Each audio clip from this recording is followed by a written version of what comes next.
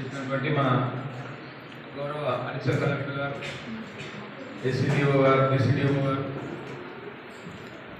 Commission సభ్యులు లక్ష్మణ గారు, రాంబాబు నాయక్ గారు, చదువుకుంటున్నా భోజనం మంచి పెడుతుండ్రా, ఎప్పుడు ఇస్తుండ్రు, ఎక్కువ వారం 2 రోజులా 4 రోజులు ఎప్పుడు పెడుతున్నారు?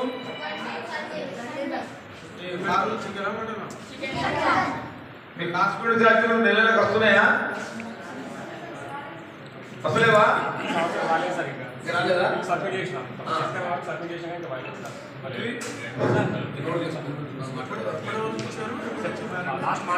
ఏర్పాటు చేపిస్తానే తెలంగాణ ప్రభుత్వము అన్ని విధాలుగా ప్రోత్సహిస్తూ ఉన్నది. మేము కూడా మీ లెక్క ఆస్తి చదువుకున్న విద్యార్థినే.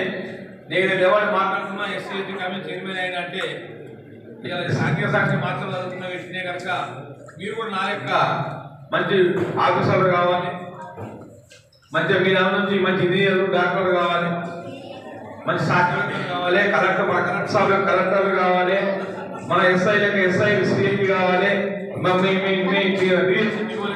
మీ వాటి లెక్క కావాలంతా మీ అందరి భవిష్యత్తు బంగారు భవిష్యత్తు ఉండాలని చెప్పి మీ అందరి కొడుకు మీ అందరి కలిసి అదృష్టభాగ్యం అయినందుకు నేను ధన్యుడిగా భావిస్తూ ఉన్నాను.